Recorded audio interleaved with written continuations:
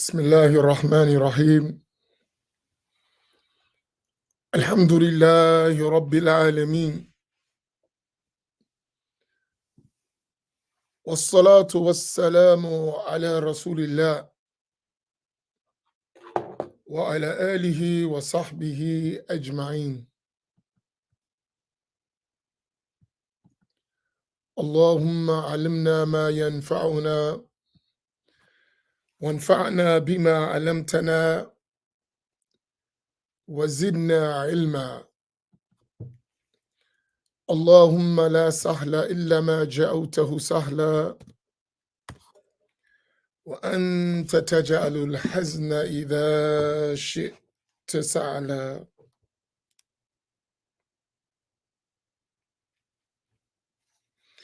سبحانك لا علم لنا إلا ما علمتنا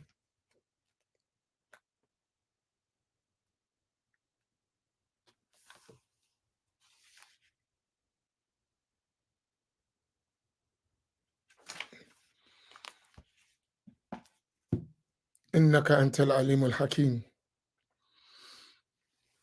السلام عليكم ورحمة الله تعالى وبركاته.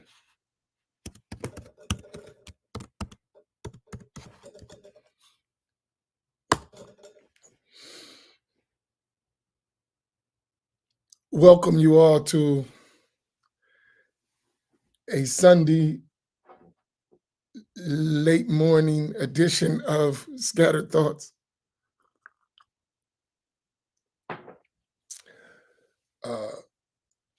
Inshallah, so I need all of you to share because, as I told you, I can come when I'm available, and I want to try to be as consistent as possible, but I always don't know when that availability will be. So I would suggest that you keep your settings or notifications on so that when I'm available, I'll be able to come. Inshallah, we're planning on adjusting the morning sessions, but we haven't got that scheduled out yet. So Farouk, yes, we are live. You are not listening to a recording. I don't like recordings. I like to engage. I like, interaction. I like kicking it. I like to see your comments, your thoughts, your objections, your refutations. I like that stuff. Just me. Some people just want to talk and that's it. I'm not one of those people. I want to talk. I want to engage. I want to disagree, right? All that goes with it. Not disagree just to disagree, but we don't agree on everything, so let's kick it. That's me. I've always been like that.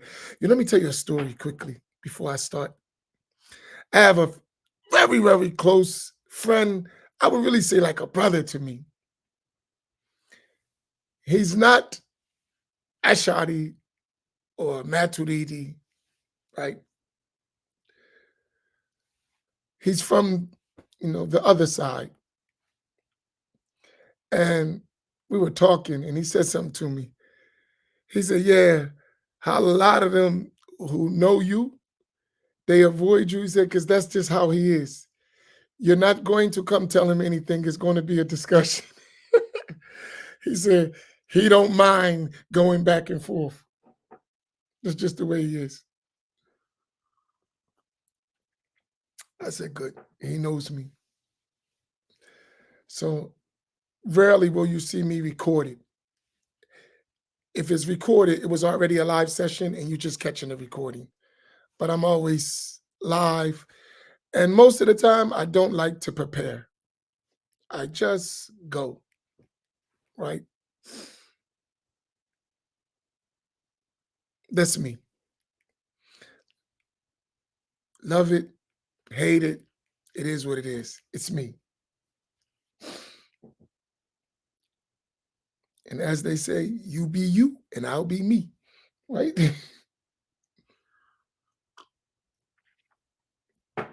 But anyway,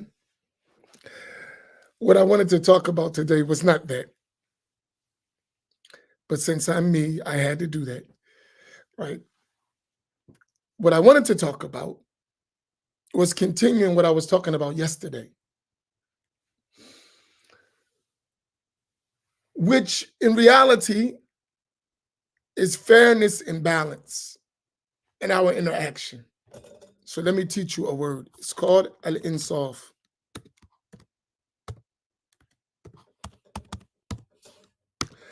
You can say fairness. I like to say this when I say fairness in dealing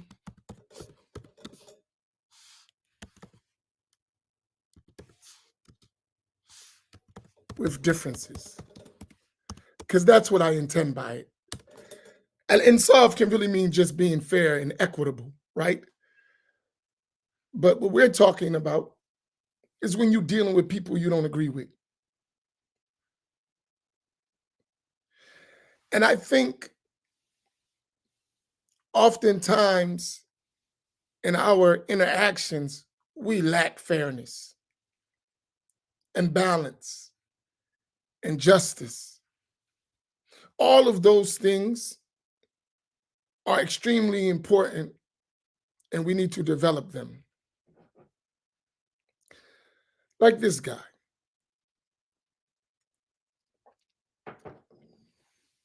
Be fair. This is obviously an Ash'ari, Maturidi, and Aqidah platform. That's obvious. Anyone who don't know that now, something's wrong with them, right? All these years we've been teaching, you should know very well that Amin Muhammad and everybody with him is Ash'ari, Maturidi, and base. And if he relates with others, it's dialogue. He's Ash'ari, Maturidi, don't hide it. So why would you come on such a platform trying to push something else? It's not happening. A dialogue is another thing, but pushing your program, not happening. Forget about it. It's not happening. I've been around too long. That understanding doesn't make any sense to me at all. Zero. I didn't say it doesn't have good things. I say it don't make no sense. Right? So when you're trying to push that to me, it's a waste of time. If we talking, that's another thing. But coming in and trying to push your stuff, it's not gonna work. I'm gonna pop, pop, pop, pop, and that's gonna be the end of that. And that's not even fairness for me to knock you upside the head. But my nature, right? So we all need to work on fairness, even me. So you're welcome, but just chill, right? You're not going to get your propagation or you're promoting your minhaj. It ain't going to work here. It's going to go the other way. So don't do it, right? If you get my point. I'm from the projects. We don't back down. We don't. We'll just keep fighting. That's just us. That's how we grew up.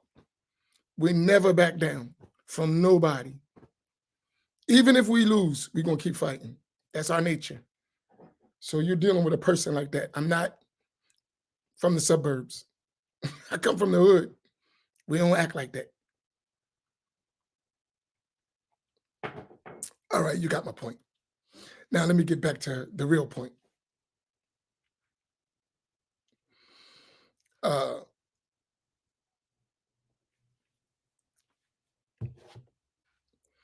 So fairness. When we're dialoguing, and I know a lot of us need these lessons, seriously, because we're tired of the fighting. We're tired of the disputing. We're tired of trying to figure it out and just a bunch of people back and forth arguing. Stuff is getting old for all of us, right? Unless there's a real benefit and it's going somewhere, right? So fairness would help us do that when we differ. And the first thing I want us to look at, and I'm just going to give a couple items that will help us get to fairness and balance. The first thing that we need to work on when we engage with one another is sincerity. Al-ikhlas. So that's the first thing.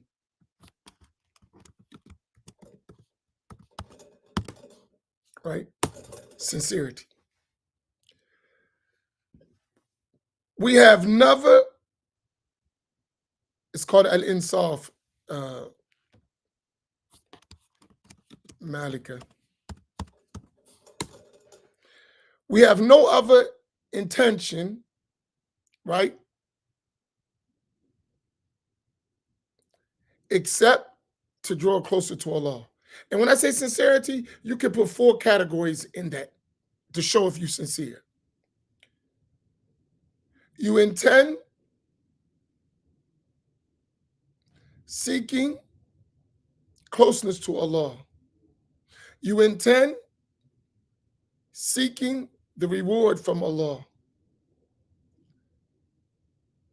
You intend seeking Allahu Tabaraka wa Ta'ala.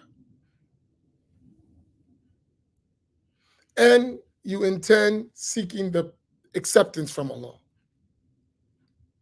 They don't have to be in that order. All those things need to be. You intend the reward. You intend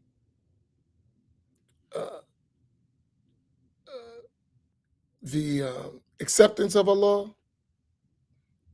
You intend drawing close to Allah, and you attend Allah subhanahu wa ta'ala in everything you do. So when we're talking, this is about Allah, not about me and you. That's very important. That's sincerity. And a lot of people, they don't start at that point. They have another motive.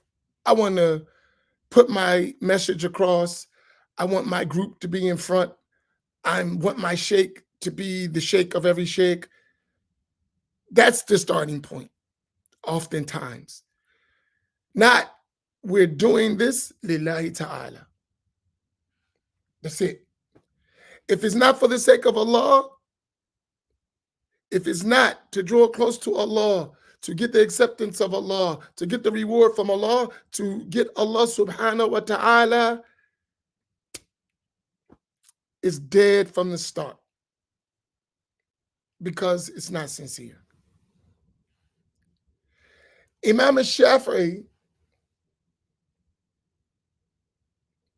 radiyallahu ta'ala anhu, who was from the Salaf, if we take the Salaf as the first 300 years or even 220 years, he was from the Salaf, Imam Shafi'i. And he said, I never debated a person, meaning I had a discussion. And debate don't have to be negative. It's an exchange of ideas, differing ideas to come towards the truth, right? He said, I never debated a person except that I wish that Allah would reveal the truth on his tongue, upon his tongue. That's sincerity.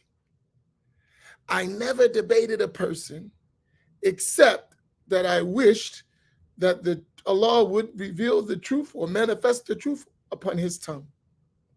I don't need to be right. I just want the truth to be manifest for the sake of Allah. So if it comes from you or me, doesn't matter, long as the truth. Right? So at the end of the day, we're looking for the truth for the sake of Allah. And that's what we should make the priority, not individuals. Right? And one of our teachers told us a story one time about one of the great scholars of Syria.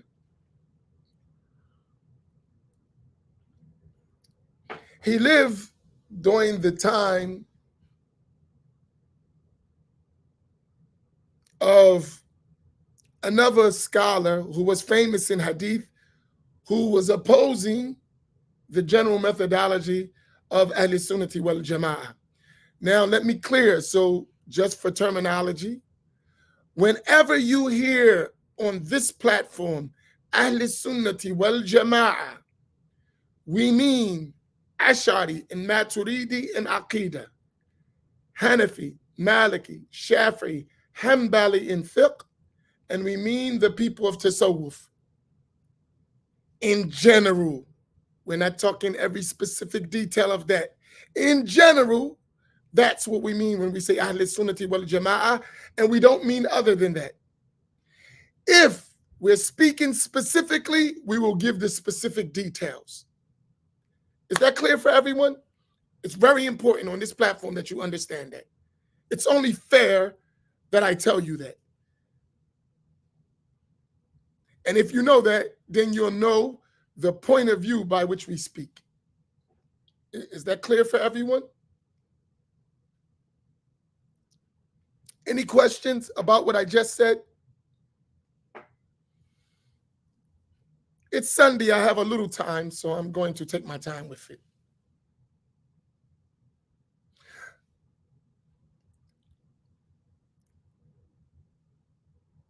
So whenever we say Ahl Sunnati wal Jama'ah, you know what I'm talking about. You won't be confused. I don't mean other than that, unless I specify it. And if I'm specifying, I'm going to say it precisely. But other than that, that's what I'm saying. So this person in Syria, to be fair, he was scholarly, right? And for all intents and purposes, to some people, he was a scholar, right? Even if he had grave errors that the scholars of Ahl Sunnati wal Jama'ah in Syria and other places disagreed with, in terms of his knowledge and information, he was scholarly. So he wanted to debate one of the scholars of Syria. And the scholar was a big scholar. He said, I will debate you on certain conditions. I will debate you, but there must be certain conditions. Look at the conditions. This is sincerity. He said, number one, it must be private. We can debate, but it must be private, just me and you. He was talking to this person. He said, number two, we cannot mention any names. We only can talk about the points of difference. We don't need names. We're talking about the issue. And he said, number three, we must be extremely courteous to one another during the discussion.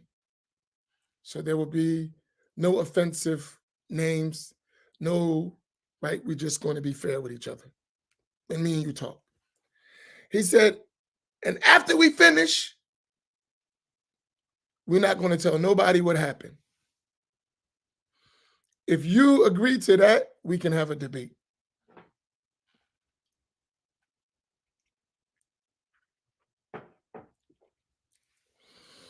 Some people may say, what's the purpose of a debate like that?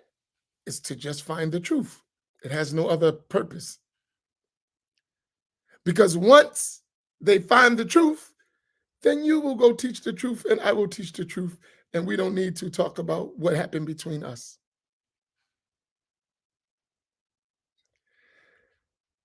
If the issue is just correcting the truth, these conditions would be easy for both of us.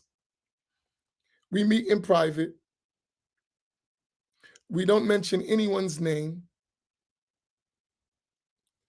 We just talk about the issue. We don't become offensive to one another. And when we finish, we don't tell nobody about the debate.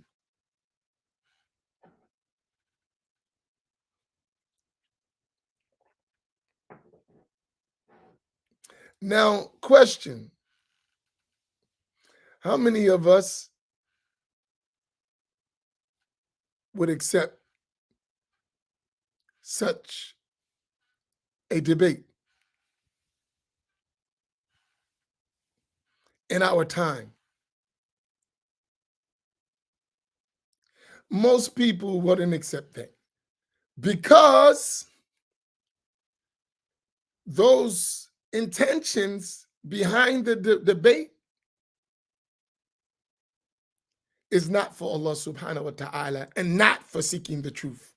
It has other things connected to it, which the first condition of it, fairness, is sincerity, right? And we should think about that. And I think about it all myself a lot because definitely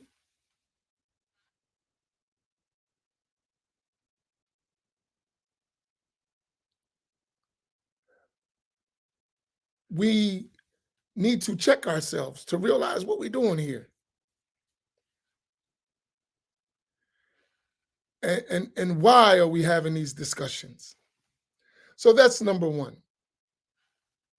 When that becomes the norm, even if you mention names for the purpose of clarity, they don't have the same meaning and impact, right?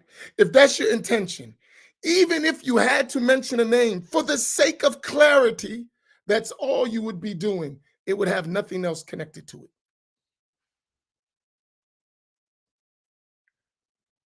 If you mention the name of a person, it's not about the person.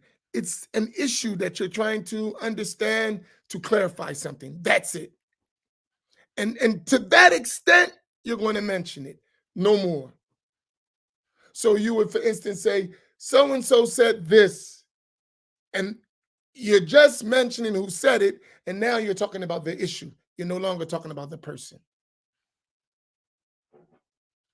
right?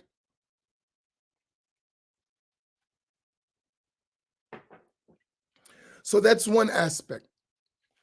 The second aspect is to have honor for the other and respect in the discussion. Very important. And we're talking especially with believers,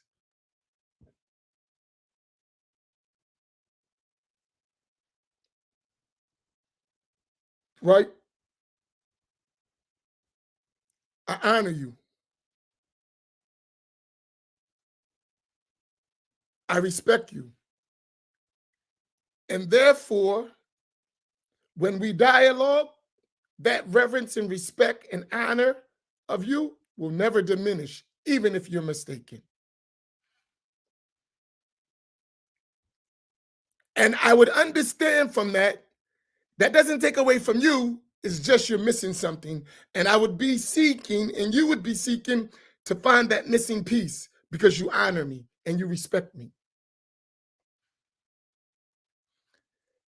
Think of the person besides the Prophet sallallahu alaihi wasallam, right? Or someone you have a lot of reverence and respect from that does something wrong to you, but you love them and you have respect and honor. It could be your parents, it could be a teacher, it could be whoever's that impactful person. And they do something that you're not happy with. How do you approach them? How do you deal with them? You really, really have reverence for that person, but they did something that you're not pleased with. How do you go about correcting that? Right?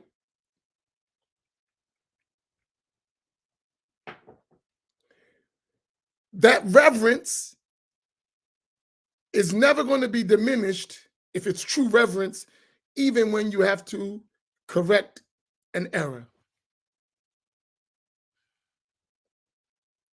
And sometimes you would think and think and think and think about it before you actually engage because of the reverence you have for that person. So when you're having with an opponent, you got to have that reverence, right? There was one scholar, he was known for being vicious with his tongue against his opponents, right? But this one sheikh who disagreed with him, he had much reverence for him. And he would always, even when he was disagreeing with him, said, a sheikh, the sheikh said, or the sheikh did, or I disagree with the sheikh. He had this, and his tone was totally different. In fact, when I was reading the books of that particular sheikh and saw how he was talking about that other sheikh, I, from his words, who was his opponent, earned a greater respect for that sheikh. I was like, he must be deep because he don't talk to nobody like that, right?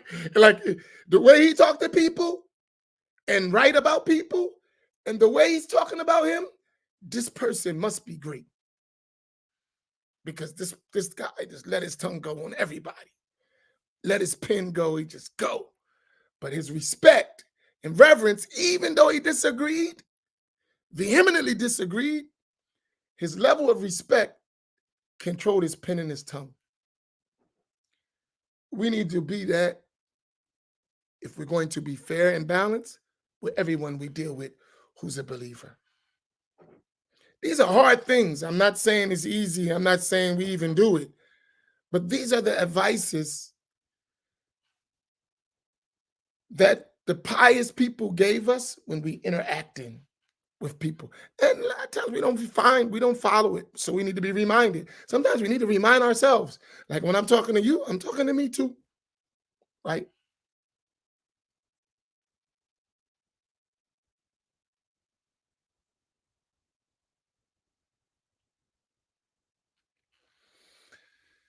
So that's another aspect. Sincerity, reverence, and respect for the one who disagrees with you.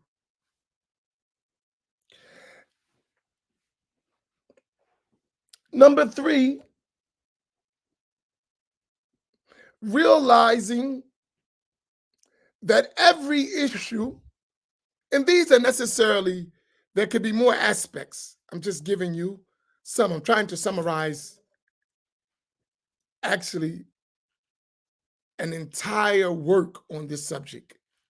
So I'm picking uh, some points that I think we could work on, and then I'll add later other points in between all that. But I was reading a work on this, and you know, it's almost 800 pages. So I'm trying to summarize a whole lot to grab the most important things we can start with. So I'm really, really summarizing. Uh, the third thing, so what was number one? Let's make sure we all together here. All right, Malika, this is your chance to get up front. What's number one? The first thing I said we need.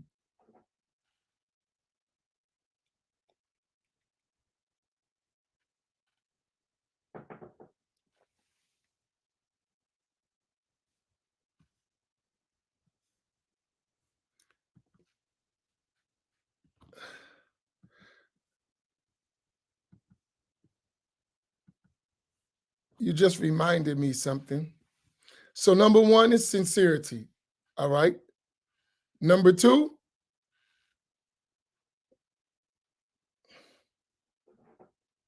what's number two?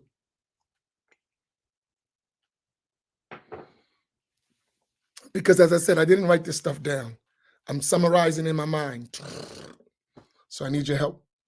Number two, all that falls under sincerity. Number two, reverence for the other. Right. Respect and reverence for the other.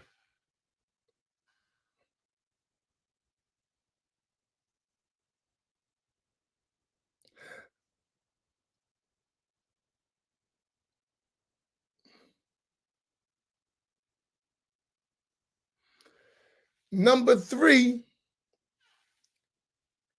to do that, to help you with number two, number three is realize every point of disagreement is not a contradiction of consensus. Number three is realizing that every point of disagreement is not a contradiction of scholarly consensus. This is very important.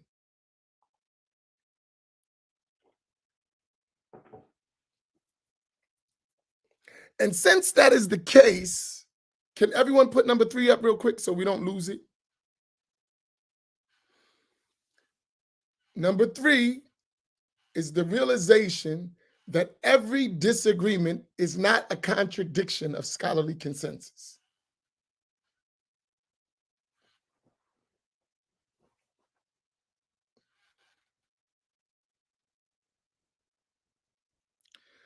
That's very important because if there is not scholarly consensus on the issue, that means there can be valid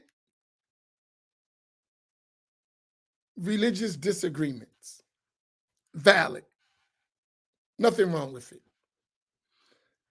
The natural outcome of the structure of Islamic law allows for valid scholarly disagreements.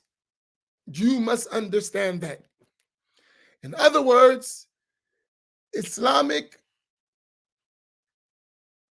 Islamic legal structure is not black and white.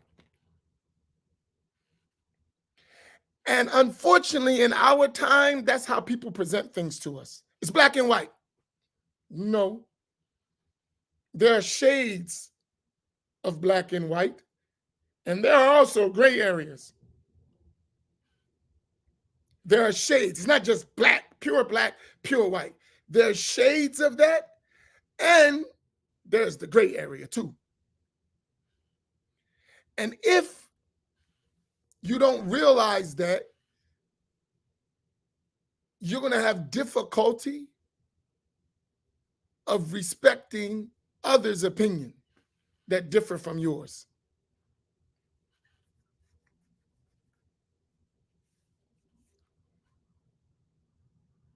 This is extremely important. Because when people present Islam to us, they don't present it with this mindset often. They present it as the way I'm presenting it to you, that's Islam and anything else is false. And that's not true. And oftentimes, because we looking for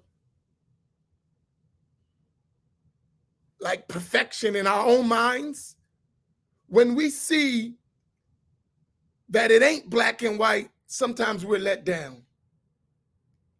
And in actuality, we should be relieved because the nature of time and place and people necessitates facilitation in our thoughts and our understandings. The nature of time, place, and people necessitates the facilitation of a variety of thoughts and opinions. Other than that, we're going to crash. That's divine wisdom. Everybody not the same. So hence, the sacred law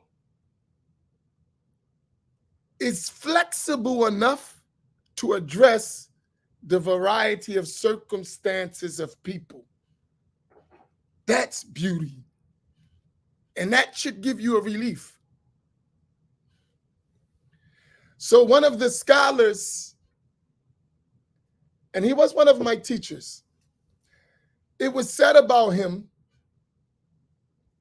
that he is so knowledgeable of the sacred law that rarely will there be a situation that come across that he can't find a way out for you. That's deep. He was my teacher. I don't mention his name because we said we're not mentioning names, right? It was said about him that he's so knowledgeable of the sacred law that rarely will a case come that he can't find a way out for you. That's how vast his knowledge is of the sacred law. Does that mean that every single case he's gonna find a way out? No. But in general, most of the things that we're confronted with, there are other options. The menu is not that strict that there's not other options. And the one whose knowledge is vast can find those options for you.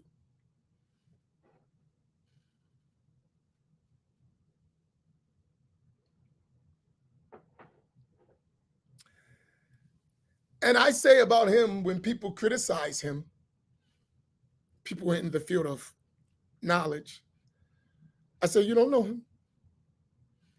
That's your problem. I say, you don't know him. If you knew him and you knew the vastness of his knowledge, you know he ain't talking out of his pocket, but you don't know him. So you don't realize that. And all what you talking, he know that times 10.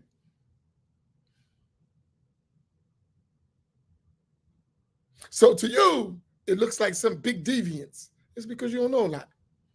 But for him, he's looking at it from a whole different spectrum. A whole different spectrum, an entire different lens. A lens that the average person doesn't even have the ability to do. Number one, you ain't even well read. You're not even well read. Let me give you an example. Y'all want an example real quick? This is a test. Y'all ready?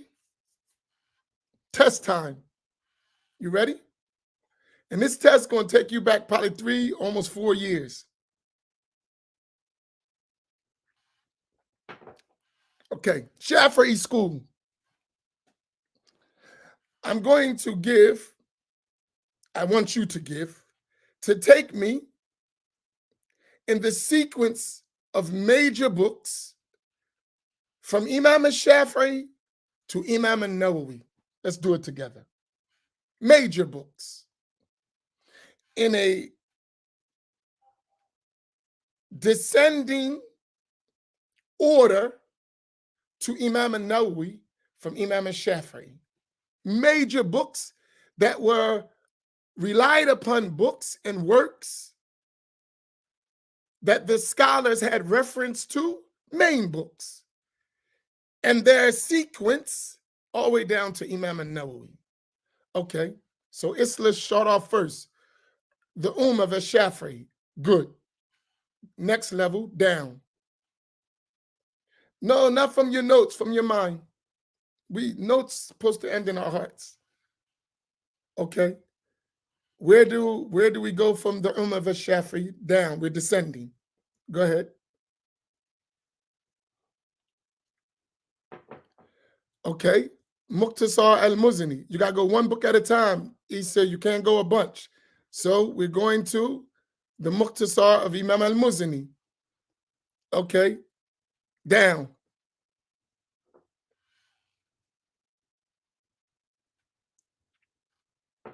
He said, don't just put a bunch of stuff. Step by step. The Muzani, Muqtasar al-Muzani. Down. Don't throw more than one book at a time. So follow, and then as I go down, go to the next level. Muqtasar al-Muzani, go down. Next. After Muqtasar al-Muzani, no, y'all, we still at Muqtasar al-Muzani. Next level. Nihayatul Matlab, good. Down.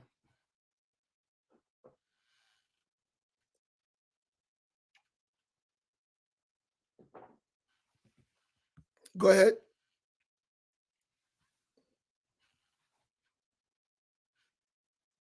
Next, down. Al-Basit for Imam al-Ghazali. Next, down.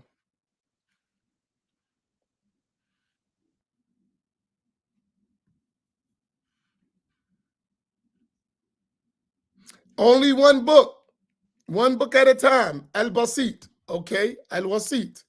Next book. Al-Wajiz. After Al-Wajiz, next book.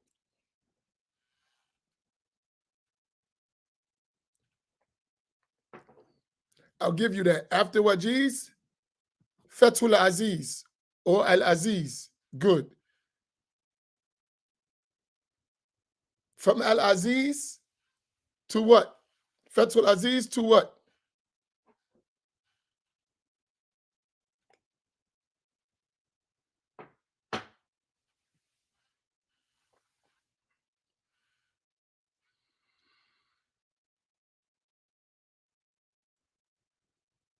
Rodatul Talibin. Boy, Fatima, you on to Roda.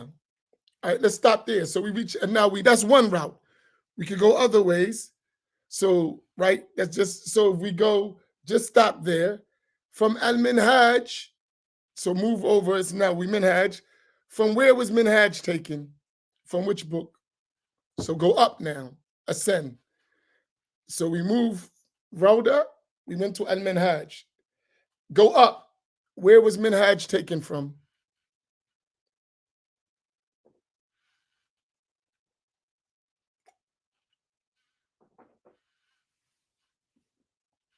Al Muharrar, right. So now we just went all around. Roughly, in your mind, roughly, all those books you name, how many volumes of books do you have? Roughly. So go over all those books you talked about. Al-Um, Muqtasar al-Muzni, Nihayat al-Matlab, Al-Basit, Al-Wasit, Al-Wajiz, Fath al-Aziz, Al-Rawda, Al-Minhaj, Al-Muharrar. All those books, how many volumes do you think you have? Roughly. Volumes of books. So we got all those books. How many volumes do you think that roughly comes up to?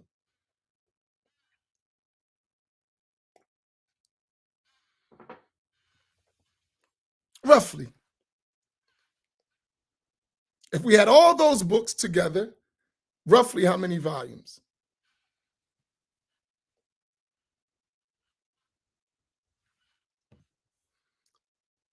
Isla said 30 or 40. Who agrees?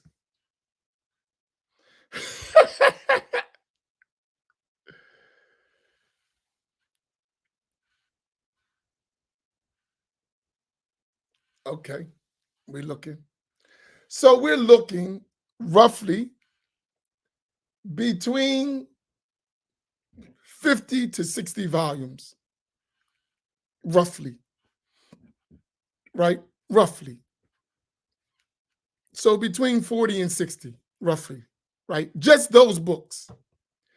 Okay. So we're saying between 40 and 60, just what we named, and we didn't name all the books. That's just in the Shafi'i school. Right? Right?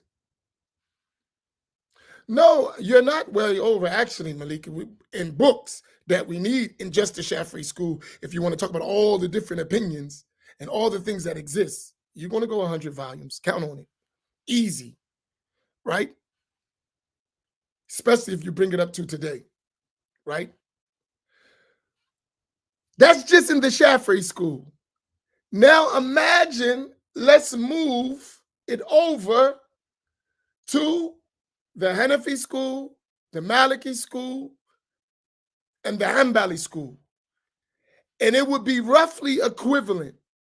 So we're talking to really get a good mastery of all the various opinions just in fiqh, just in the four schools. You need to have a comprehensive reading of at least 300 volumes alone.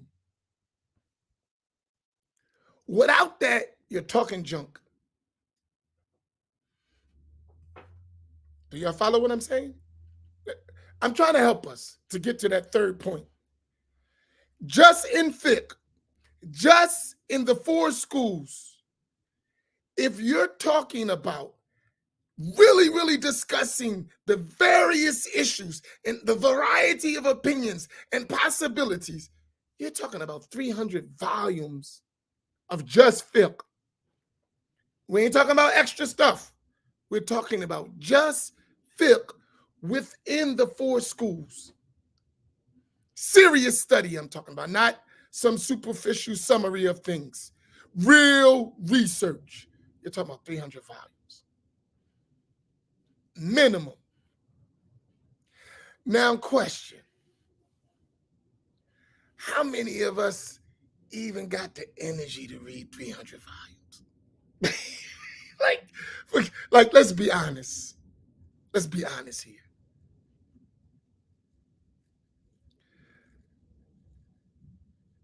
How many of us have actually read 300 books in Islam? In anything? To be honest. Forget just fiqh. We're talking about anything. 300 volumes you read yourself. Come on, let's be honest. So that means when we're talking, we're obviously talking from an unfair position when we censoring and going, oh, you wrong and this and that. It's too much. You don't know. You know some things, but many things are hidden from you. You know some rulings, but many rulings are hidden from you. You know some scholarly opinions, but many scholarly opinions are hidden from you. So that means bring it down. That's the point. Realize that there are many things you just don't know. And we're talking about within one school, let alone four schools. Now, let me finish. If I didn't want to add to that. So then you got the four schools, and then you got valid positions of mujtahid scholars in just cases, but not in a whole complete school. And you should know those cases as well.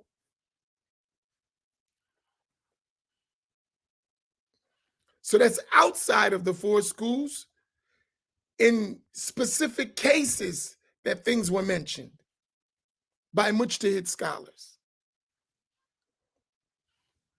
that could play a role in understanding certain cases.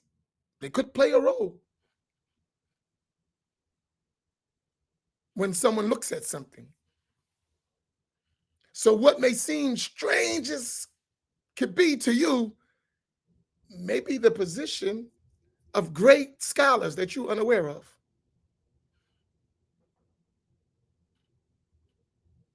Do y'all follow my point? Is this, I'm not saying we have to do that. I'm just saying, of course, we're not even capable, most of us. We don't even have the tools.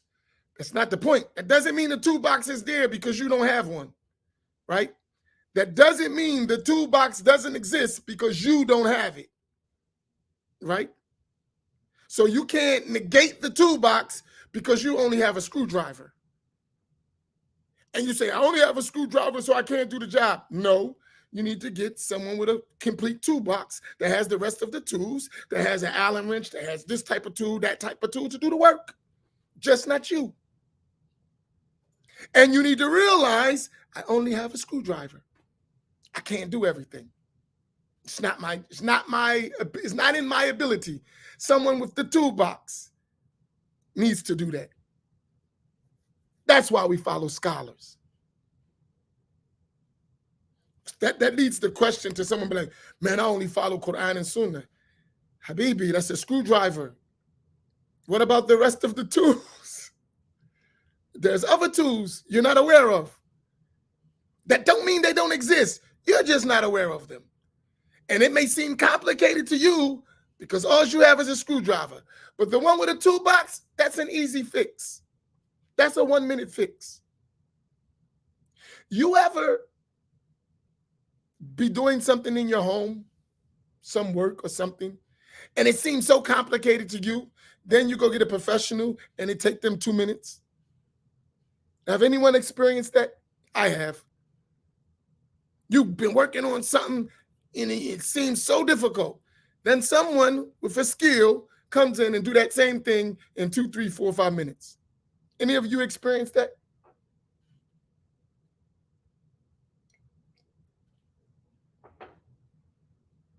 It's the same thing with Islamic scholarship. It's because you don't know. That's why it seems so difficult. The one who knows, it's easy.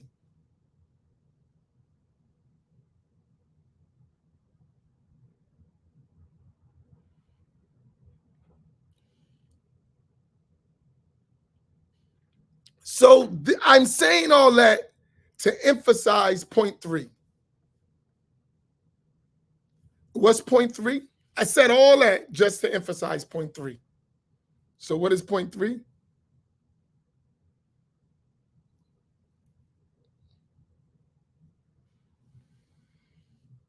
So let's go back so we don't forget point 3.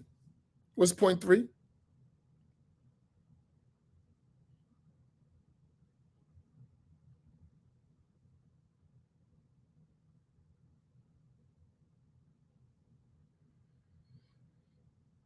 Right. Point 3, realization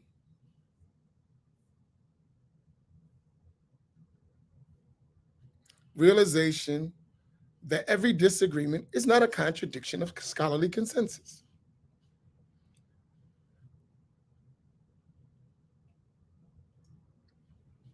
So before you start criticizing and correcting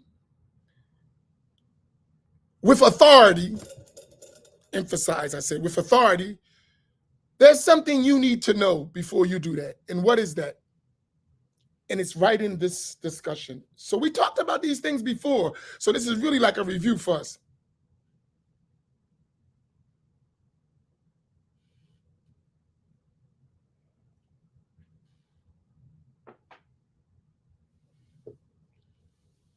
So what do you need to know?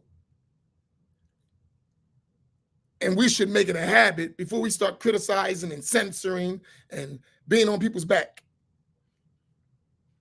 about this issue.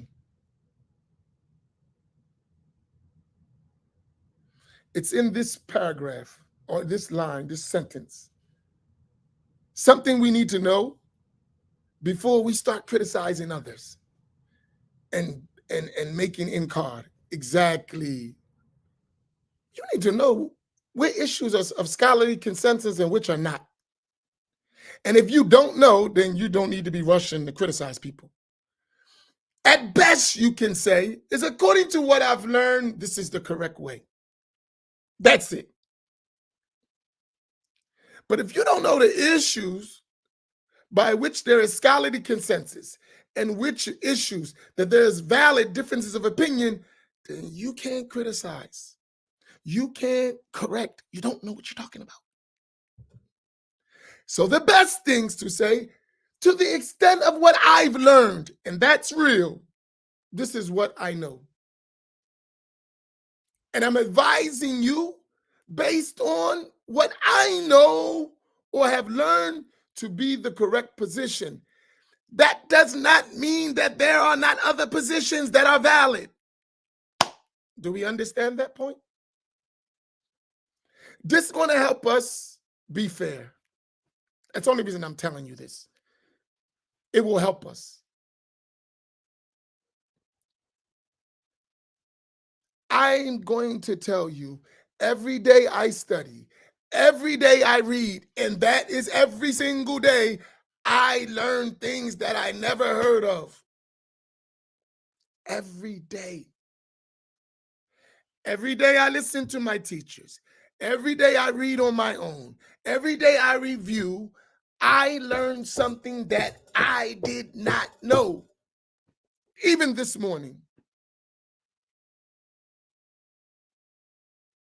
all the time, which has taught me it ain't always as you see it.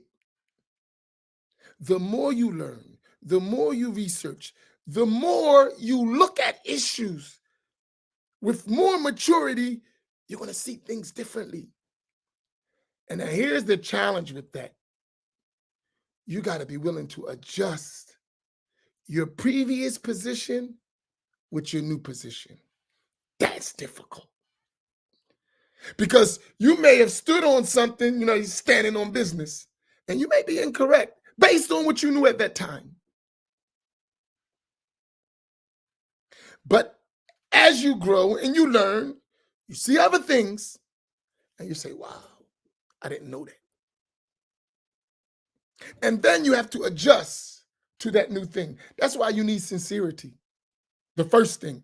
Because when you come across those things, if you're not sincere, your ego is going to make you stay in the same place, even you know you're wrong. That's why you started with sincerity. And then the second honor, when you discover someone shows you something else, you have reverence and respect for that person. You be like, Barakallahu bikum, may Allah reward you. Thank you. I didn't know that. Thank you for sharing. Like they say in the groups, thank you for sharing. Yeah, someone needs to share with you sometimes. And at that, even the debate is a benefit. I just learned something I didn't know. Thank you. I appreciate it. If you're wrong in 50 other issues, that one issue, thank you. I needed to know that. I'm going to tell you a story. I'm almost done. I'm going to tell you a story that happened to me. One of our teachers, he's a big hadith scholar.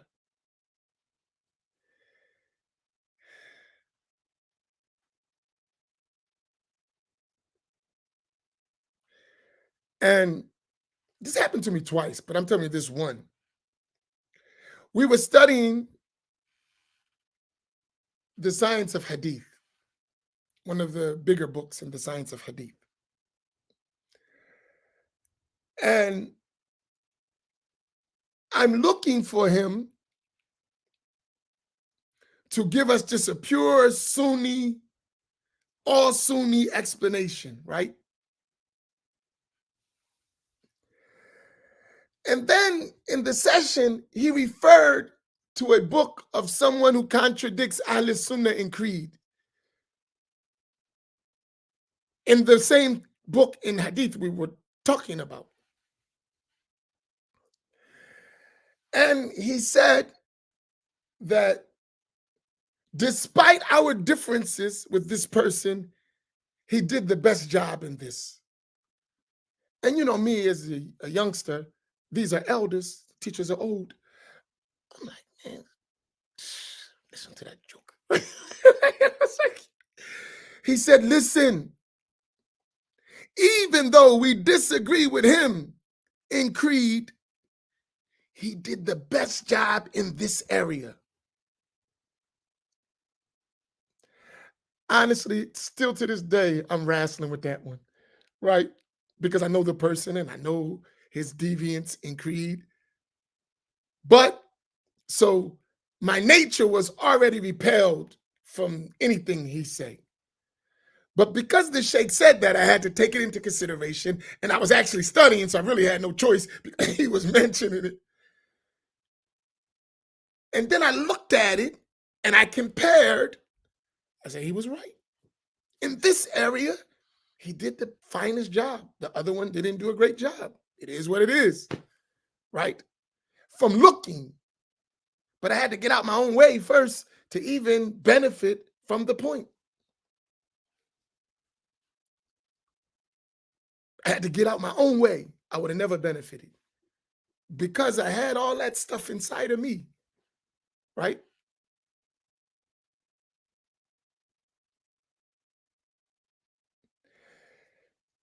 And that's what I don't want to come from me to you, right? I don't want that you become closed-minded because something, the way I may say something. I don't want that for myself or for you.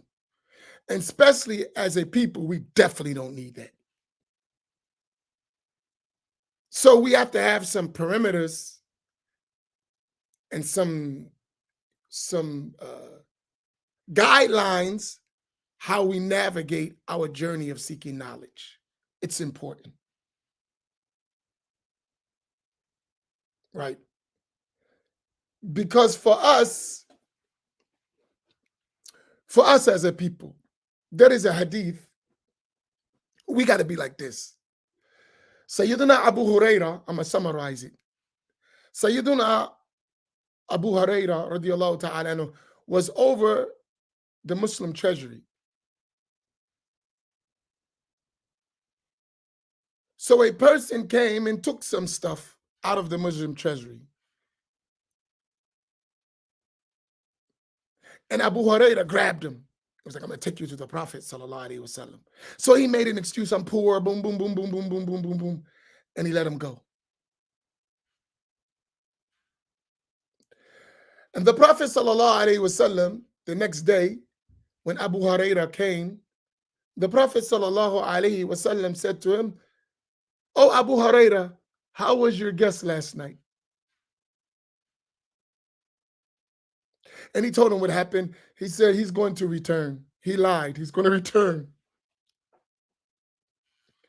So he came back and he caught him again. And then he said, if you let me go, I will teach you something. So he taught him something beneficial. And he let him go. When he got to the Prophet ﷺ the next day, the Prophet asked him about it. And he told him what he said. The Prophet ﷺ said, that was the devil. That was shaitan. He told you the truth, but he is a liar. He said that, he told him, that was shaitan. He told you the truth, but he is a liar. There's a big lesson in that. Many lessons. But for us, one of the lessons that our teachers told us about this story was wisdom, truth, is the lost property of the believer. And he takes it from wherever he finds it. The truth is the truth, no matter where it comes from. It's the truth. And we are seekers of the truth.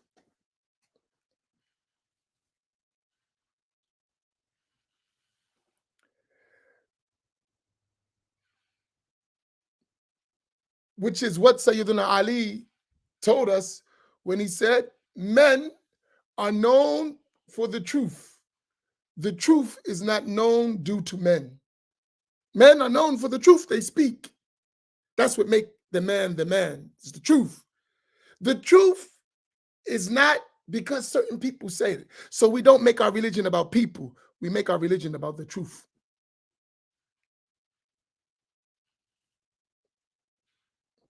I've been around enough to learn this lesson. It ain't about men.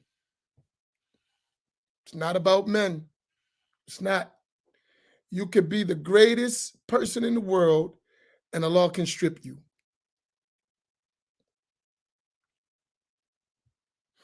And if the person is so into men and not the truth, when men fall, for those people, the truth fall with them. When men fall, because of that feeling, when they fall, the truth fall with them. I see it today in students of knowledge. I see it. I'm talking about right now. I'm like, yo, ho. We ain't worshipers of men. Because a man slips, has nothing to do with the truth. Even if the truth came from that man, he slipped, the truth is still the truth. some of us become so enamored with people that when people slip, the truth in relation to us slip with them. Man, I don't want nothing to do with none of that. Man, you see what he did? That was him. What they got to do with the truth? Well, you following him or the truth? Because the truth remains no matter what he did. He need to repent. May Allah forgive him. May Allah punish him if he deserves to be punished. That has absolutely nothing to do with the truth. Nothing. The truth is going to continue even when he perishes or she. Do you follow my point?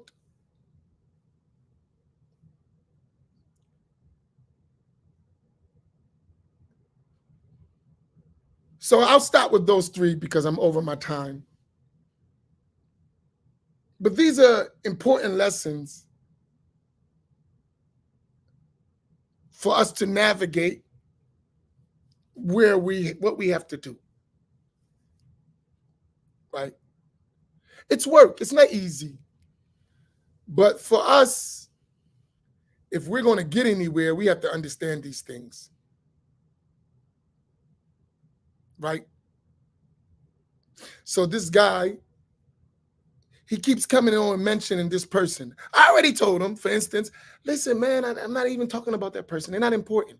He's important to you because of your level of knowledge. To me, he's insignificant in the whole discussion. He shouldn't even be in the discussion, right? And it shouldn't even be me. If you're making me the center of your discussion, you got a problem. I'm not it. I'm a means to help you understand a point. If you don't get the point and you concentrating on me, you got a problem. It's not the truth because Amin Muhammad said it. It's not. Amin Muhammad just happened to may speak the truth in some cases. So that's why he became significant, not because of himself. So I'm not the scale to weigh truth or falsehood. And neither is the other person. Neither is your sheikh. Neither is your favorite Facebook guy or your celebrity influencer. Hey, bro, Islam can do with him or without him. It's not the issue. So we don't need to talk about him. That's why the sheikh said we ain't gonna mention no names. Because Islam was here before all of us. So why are you talking about me?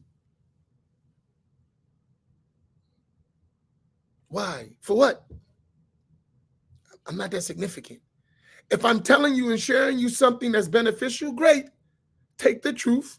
And you can have reverence and respect for me. That's fine. But I'm not the scale. Likewise, neither are you. And neither is your buddy. And neither is that guy you so infatuated with. Respect him, but you're not the scale. And let me go one further. The one you talking about, he's like me. He's not even 10% of the scale, not even 5%, not even 2% of the scale when you know the scale. Right? Seriously, there's a lot to this. Let me give you, in closing, something to you to understand. Do y'all realize Islam is supposed to run the world?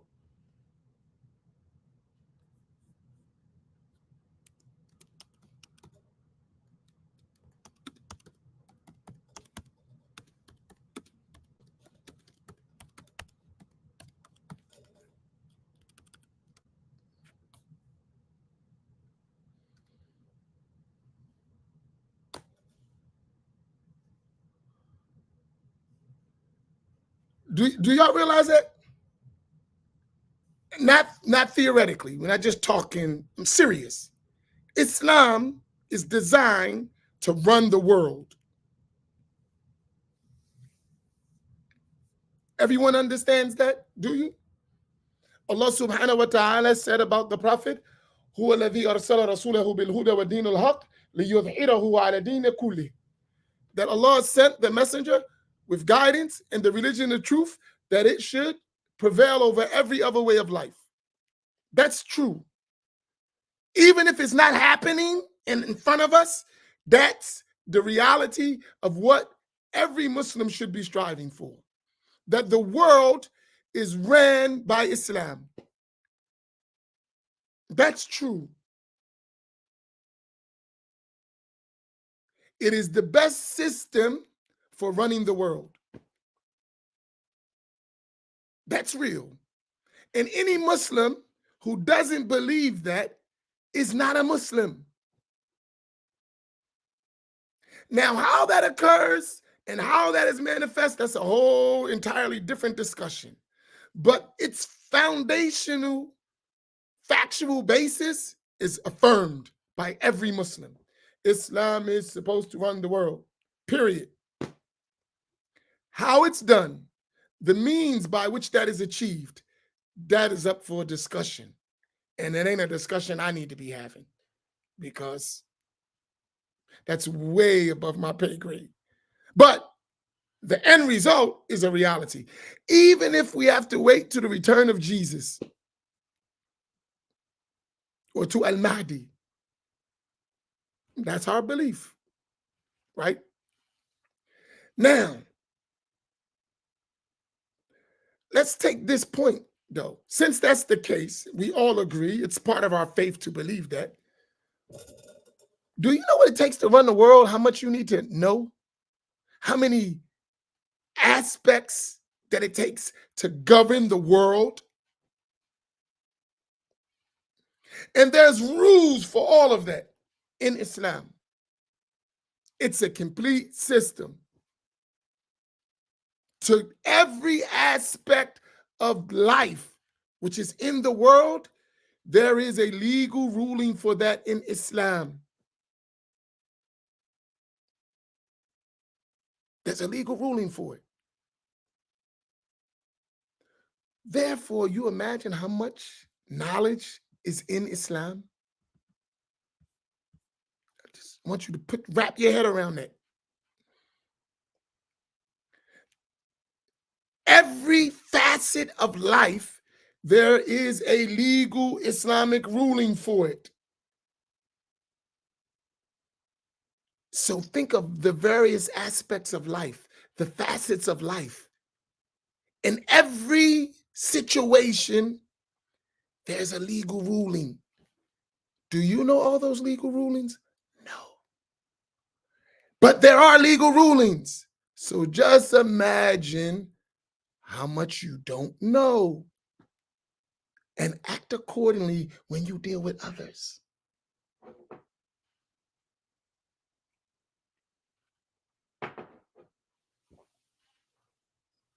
No, this is serious stuff when we think about it. And it all will put you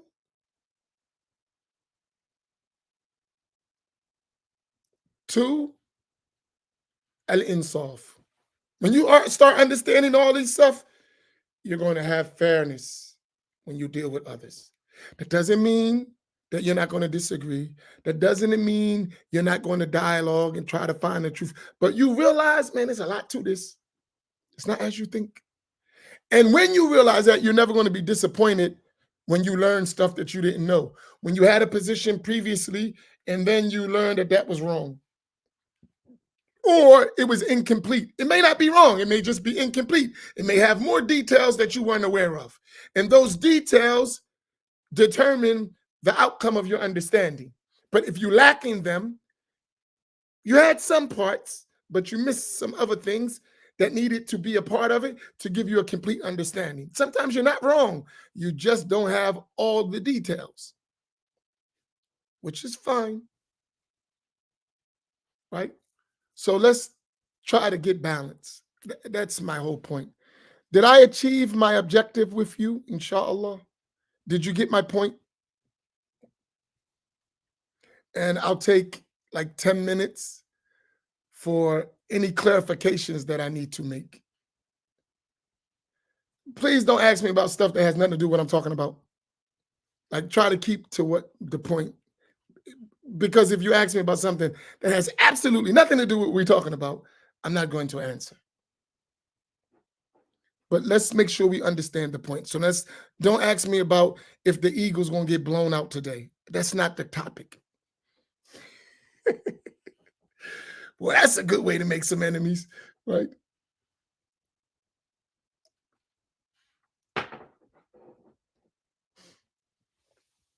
Allahu Akbar.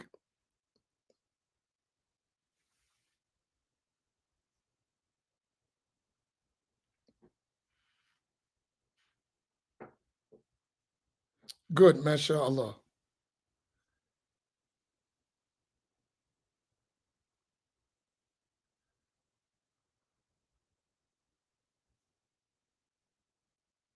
Okay, so we got it. Any questions? Oh, I have one thing while you're asking the question. I saw one statement, and I hope I can. Yes, this was beautiful statement. When this statement came, something came to my mind. I want to share with you. We are mirrors of one another. We always have to be mindful of that. Al Habib Abdullah bin Hussein bin Tahir, right? He said something in relation to this. When I saw this, it came to my mind. It's so beautiful. He said,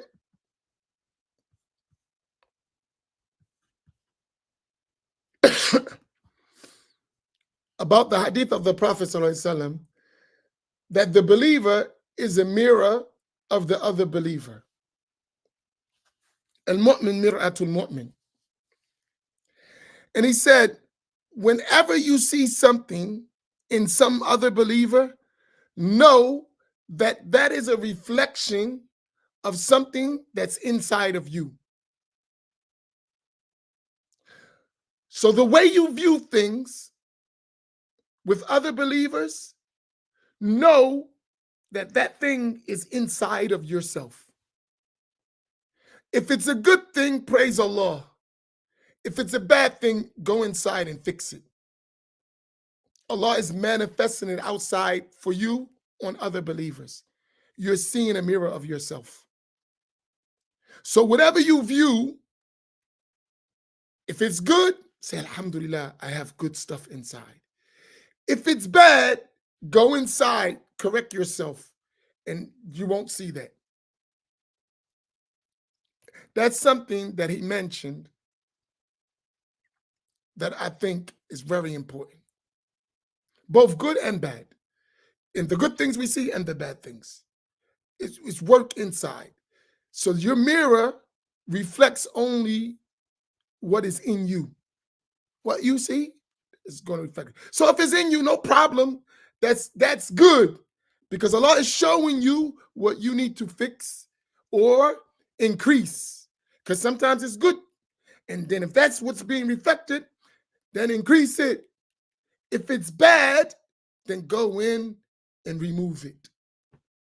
So that what reflects on others is the purity inside of you. That's all you can see.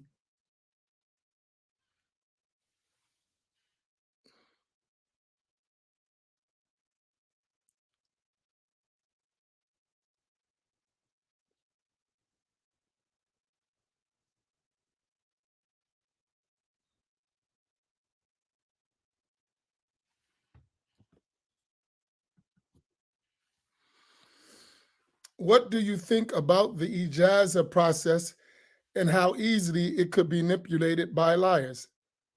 I don't know.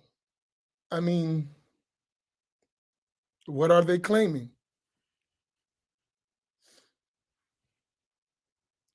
Are they claiming ijaza for the barakah?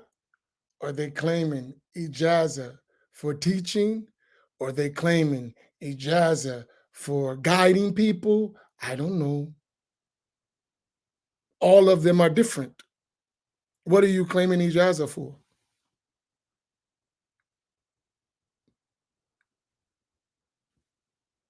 Right? I don't know. Right? Senate is a Senate. Even if you don't know nothing, it's still a Senate. It's true. If a sheikh gave you ijaza, even if it's a general ijaza, to be connected to him, that's valid. It's valid. And you're in his Senate. But what does that mean? Besides, you're in his Senate, and that's a good blessing, and it has its benefit to be connected and passing on the chain of narration, that's good. Okay, what's wrong with that? Everyone does that. That's a good thing. Do you follow my point? So that's not necessarily me. Now, is that person taking that and saying I'm Sheikh al-Islam and I studied with someone and I can give fatwa according to them? If that's a lie, then that's a lie. That doesn't remove the Senate. That just means you telling a lie. The Senate is still the Senate if you actually received it, right? And we should fix that. I'm guilty of that. I'm guilty. I have a lot of teachers who gave me ijazah. I never mentioned their ijazahs. Never. Why? Because I didn't study with them. That's just me. That doesn't mean I can't mention. They gave it to me. They knew exactly who I was. They wrote it. And they said, relate from my route. But I never do. I never mention them, ever. Because for me, I don't want to delude you by thinking I actually studied something I didn't study. Even though some teachers gave me permission to relate all their stuff because they thought that I'm trustworthy and I wouldn't relate it in a way untrustworthy. But I didn't study with them. But for them, they said, you can relate from my route. Teach. And encourage me to do it. But I don't. I mean, alhamdulillah, I respect it, but I just keep it for myself. So, but if the teacher told someone, if someone else who doesn't do that, and I know people who I know we study with the same teachers, and he gave ijazah, and they walking around spreading it. That's them. I'm not blaming him. He did. He sat with the sheikh. The sheikh gave him ijazah. I was there. I don't like the way he's going about it, but I'm not gonna call him a liar. He's true. He did. He sat with the sheikh. Even if it was for 5 minutes, the sheikh gave him ijazah. Now, if you want to blame the sheikh for giving him an ijazah, knowing that, and he did that, that's not the sheikh's fault. That's that person. So I respect asanid. I respect ijazahs. The ijazah is one thing. What you doing with it is another thing. There's two different things. I can distinguish between the two. Muhammad ibn Abdul Wahhab had an ijazah. These people walk around to me, they don't got no ijazahs. I don't know what you're talking about. You just don't know the field. He has an ijazah. But what he's done, I don't agree, and neither did my teachers. But does he have an ijazah? Yes. Does he have a chain of narration? Yes, he does. I just don't agree what he did with it. But nevertheless, he does have it. He actually has, and his children, they have chains of narration. From big scholars. They do. They relate. I have them.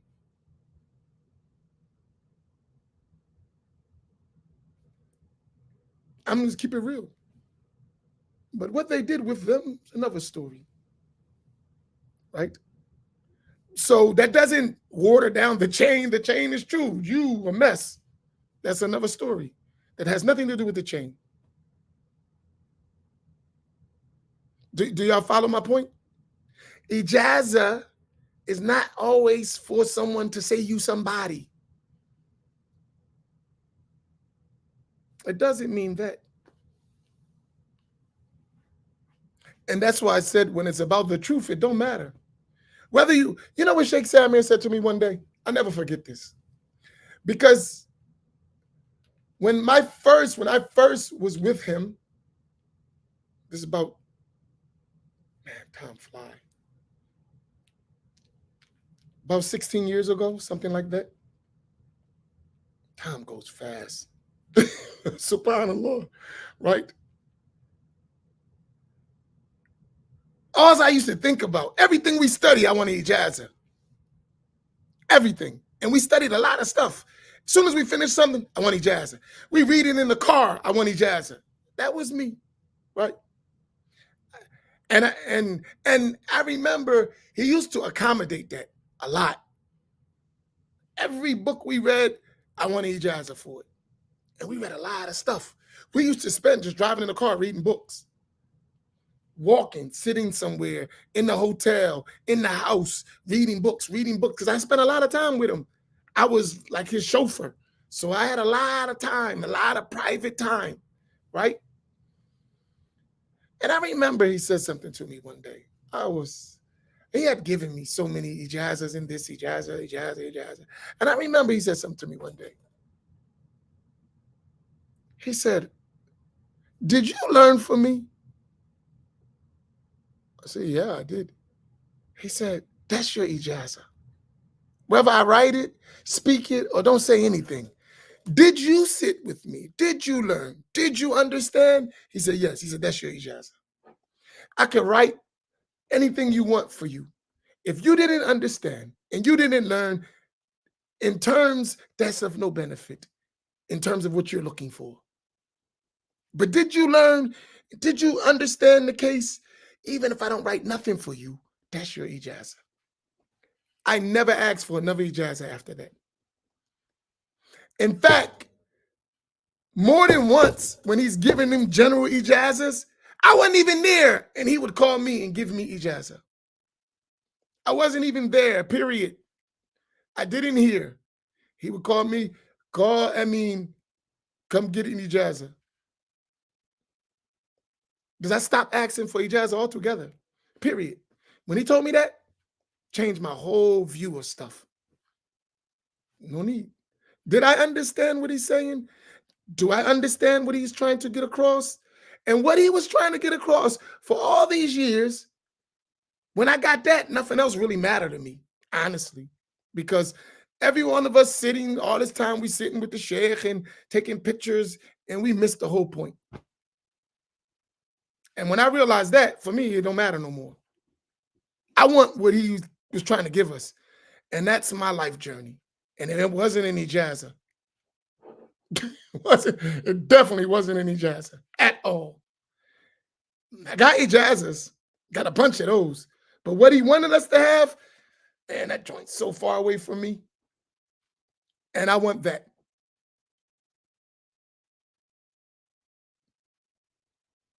And it's simple. I can share it with you. Realization of Allah Tabaraka wa Ta'ala. To realize that this whole affair is about Allah. I still don't got that yet. That's what he's trying to teach us. And everything else is a means to that. This whole entire affair is about Allah. That's it. If you got that, you got everything. But that's a realization that's very hard because we're distracted by all this other stuff. But I know that's what he was trying to teach us. And if we learn that, then everything else will just fall in place. We will stop seeking means and we'll seek the reality. But for now, since we're so blind, we like a bunch of means, and means make us think we're important. And we're humans, it's natural. We like to feel good, right? That's it. But I don't understand that yet. So I can have all the jazzes in the world, don't mean nothing if I didn't get that point. Maybe those ijazas are making me blind, so I don't never get the point because I'm authorized. My sheikh said, and I have ijaza, and look, and look, and look, but you a mess. What's this? You so distant from Allah subhanahu wa ta'ala. Subhanallah. The sun is closer to the earth than you are to Allah in status. So if that's the reality, I don't know what those ijazas mean. If that's the ultimate reality, I don't know what those ijazas mean. They don't mean anything.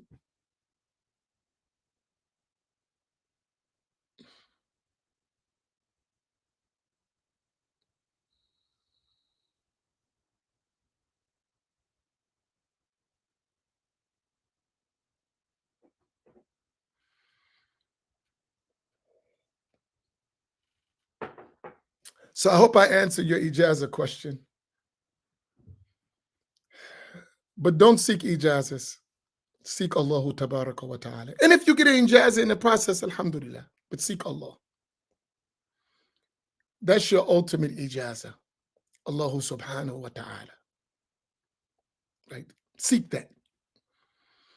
Seek him subhanahu. If you get that, you good. And no matter if the whole world don't like your ijaza, you got the best ijaza. If no one listens to you, you got the best ijaza. You have Allahu tabarak wa ta'ala's acceptance. That's all you care about. The rest of this stuff is all going to go away. Kullu shay'in halikun illa wajha. Everything else going to perish. Don't matter. So don't waste your time. If it's get it in the process, mashallah. I'm telling you.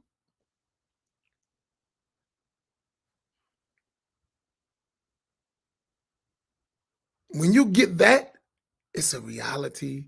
It's when you even think about it, it's a beautiful feeling. Even if you don't attain it, just the thought of it is a beautiful thing.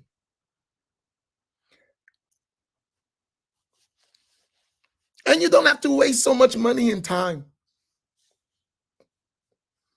and so much pollution to the earth with all your pictures and you're saving them, make sure they don't go away and all that stuff. When all this stuff crash and your pictures go away and your photos and your all that crap go away, you're still stuck, left with Al-Wahidul Ahad As-Samad.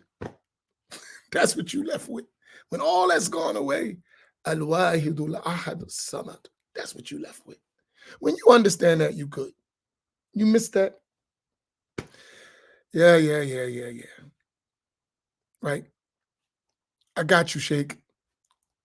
Ahlan wa sahlan. I get you.